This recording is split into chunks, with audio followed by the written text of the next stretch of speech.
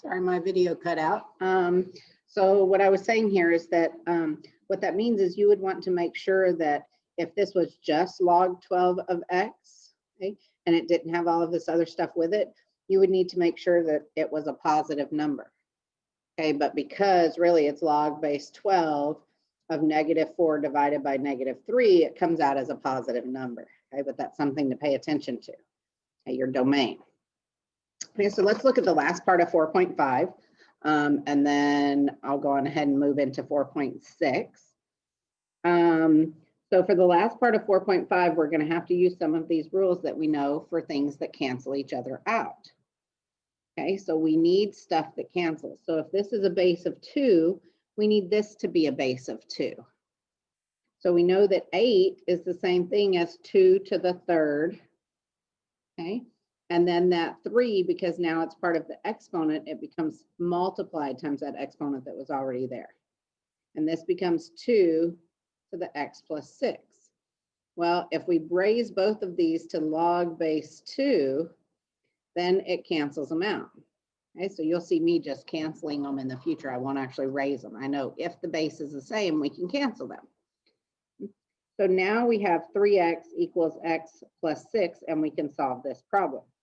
Okay, so minus x, 2x equals 6, and we get x equals 1/3.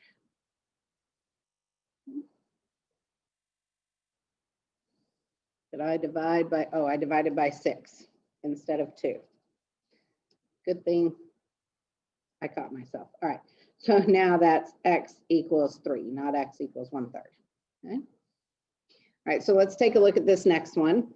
So 5 to the x minus 2 equals 200. So we have a base of 5 here, so we need a base of 5 here. Well, it's not possible to raise 5 to some power and get 200. So our other option then would be to change this from exponents to logarithms. So let's go on ahead and change this to log base 5 of 200 equals x minus 2. Now this I can solve. I can rewrite it as log of 200 divided by log of 5. And if I plug that into my calculator, I get 3.29. So yeah, I get 3.29 equals x minus 2. Add 2 to both sides, and I get x equals 5.29. So let's take a look at the next one. Okay, the first thing I'm going to look for, there's a base of 3. So can I rewrite this with a base of 3? Yes, I can. So 3 to the 2x equals 3 to the third power. So remember, I said I was just going to cancel those, but really what you're doing is you're raising both of them to log with that same base. So log base 3, log base 3. So now you get 2x equals 3, and you divide by 2, and x equals 3/2. Okay. 7 to the negative x equals 21. Can I raise 7 to a power and get 21? No, I cannot. So I need to rewrite it as a log. So log base 7 of 21 equals negative x. Now this I can find an answer for. So log of 21 divided by log of 7 equals negative x. So I get 1.56 here equals negative x. Boy, my writing is struggling today. So I get negative 1.56 equals x. So let's take a look at this last one. I'm going to change colors so we can see it a little bit better. Okay, so 2 to the 3x. Can I raise 2 to some power and get 15? No, I cannot. So I have to rewrite this as log base 2. 15 equals 3x. Now I can solve this. Log of 15 divided by log of 2 equals 3x. Log of 15 divided by log of 2, if I put that in my calculator, it's 3.907 equals 3x, and divide both sides by 3. And I get x equals approximately 1.30. Okay, these are going to take practice. These are not just going to come to you. Okay, you're going to have to work on these. We did these last year in Algebra 2. Okay, you're going to have to keep working at them. Okay, so let's go on ahead and move into 4.6. So 4.6, we're going to start talking about word problems that relate to logarithms. So the first one here is Newton's law of cooling. So here's the formula. T sub t equals T sub a plus T sub naught minus T sub a e to the negative kt, where T equals temperature, TA is the ambient temperature, T naught is the initial temperature, and K is a positive constant. Okay, so here's what's going to happen. I have a cup of tea. My T starts at 150 degrees. So that's my T naught, my starting, my initial temperature. I leave it in a room that's at 60 degrees Fahrenheit. That's my ambient temperature, my T sub A. 15 minutes, that's my time, okay? So, and really I'm gonna write that as time because my little t is temperature. And after 15 minutes, the T is at 100 degrees Fahrenheit. So this is my T sub T, okay, or my T of T.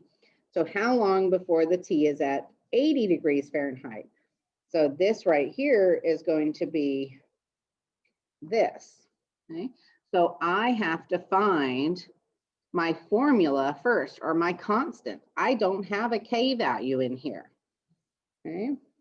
So what I'm going to do first is I'm going to plug in all of this information that I know. So I know that my T of T is 100 degrees, okay, equals my T sub A is 60 plus T sub naught, 150 minus 60 to the negative K, and that's for 15 minutes. That was my time. Doing this, I have enough information that I can actually solve for my K value. That's what I need to solve for, because then I can plug all this back into my formula and find the time for it to reach 80 degrees. Okay, so we're going to go on ahead and work through this. So I'm going to subtract 60 from both sides. So we're going to have 40 equals, okay. Oh, I forgot my E there. So 150 minus 60 is 90 E to the negative 15K. And I'm just rewriting it. So my, my 15, my numbers first. And now I'm going to divide both sides by 90. And I get 0.44 equals E to the negative 15K. Okay, well, now I have to use one of these laws to get rid of this. So I have an E here. So to get rid of that, I'm going to raise that E to the base of natural log. So those are going to cancel. Whatever I do to one side, I have to do to the other side. Okay. So now I know that ln of 0.44, if I plug it into my calculator, is negative 0.821. And that equals negative 15K. So now I'm going to divide by negative 15. And I get 0.055 as K equals K. And remember, it said that my K had to be a positive constant. So I at least know I'm on the right track, okay, because I got a positive number here. Okay, so now using this constant, we can plug this back in, okay? So we are looking for a final temperature of 80 degrees, okay, which is T of T, equals our ambient temperature here is going to be 60 degrees. That's our room temperature of 150 minus 60 E to the negative 0.055 and T. And this T is what we're looking for now. Okay, so now we're just going to plug it in just like we did. Okay. Oh, and you're right, guys. Today is a crazy day. All right, so that's a plus. All right, so I'm going to subtract 60 from both sides. I'm just going to solve this just like normal. So 80 minus 60 is 20. And I get 90e to the negative 0.055t. Divide both sides by 90. And I get 0.22 equals e to the negative 0.055t. Okay, remember that's an e, so to get rid of that e, I have to put it natural log on both sides. So those will cancel. Natural log of 0.22, if I plug that into my calculator, I get negative 1.514 equals negative 0.055t. Now remember, when I do this and I divide on both sides by negative 0.055, I should get a positive number because I'm looking for time. Okay, and in this case, I do, which is great. So I get 27.53, so 27 minutes, 27 and a half minutes. Okay. So you really have to look at how to do this and how to plug stuff in, because we are going to start giving you problems, or you're going to in real life, right? Eventually, depending on what your job is, get problems where you actually have to solve for one thing before you can find another. Okay, so another one where you will see this a lot is half-life. So this is chemistry. So the half-life of a substance is the time it takes for half of the substance to break down or convert to another substance during the process of decay. Natural decay is modeled by this function. So N of T equals N naught, okay, the initial amount, times E to the negative KT. Okay, so it's pretty similar to this Newton's law of cooling, okay, except it's a little bit more simplified. So let's take a look. It says a paleontologist uncovers a fossil of a saber-toothed cat in California. He analyzes the fossil and concludes that the specimen contains 15% of its original carbon-14. Carbon-14 has a half-life, so that time is 1/2 or 0.5 of 5,730 years. So now we're going to use carbon-14 dating to determine the age of the fossil. Well, the first thing that we need to know is that looking at this formula, N of T is the amount remaining. So we know if it's a half-life, there's half of it remaining, equals N sub naught. So to begin with, there was one whole part, okay, E to the negative K, and the time is 5,730 years. Okay. So now we can solve this, okay? So if we divide by 1, we're going to get the same thing, right? So that 1 kind of goes away. Now we have an E here, which means we have to raise it to the natural log to make that go away. Natural log of 0.5, if we plug that into our calculator, is negative 0.693. And that equals negative 5,730K. Divide by negative 5,730. And I get K equals, and in your calculator, it'll show up as 1.21 e to the 4th power. Okay, so that's scientific notation. That means that there's 1, 2, 3, 4, that this has to move 4 decimal places. Okay, so in other words, our K is, so our K equals 0.000121. All right, so now that we know what our K is, now we can find this. Okay, so our amount remaining of this specimen is 15% or 0.15.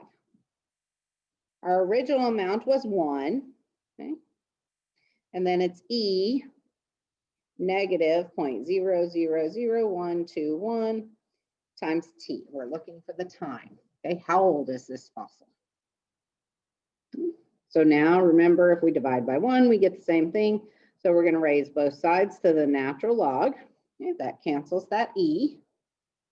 So now we're going to get natural log of 0.15, which is negative 1.897 equals, and this stuff has now come down, so it's negative 0.000121 t, divide both sides by negative 0.000121, okay? And I get 15,678.7 years. Okay. And if you think about it, that sounds about right, because carbon-14 dating, the half-life is 5,730 years, so 0.5. So another 5,730 years would leave 0.25. So it's got to be more than 10,000. 15% is almost, so 0.25 divided by 2 is 14.5. Okay, so this is looking right about right.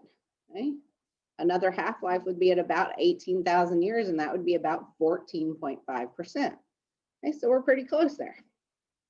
And I think that that is all for chapter 4. So you guys, this is used in real life all the time, logarithms, and it's something that you're going to continue to use in pre-calculus and in calculus. So make sure you understand it and have a great day.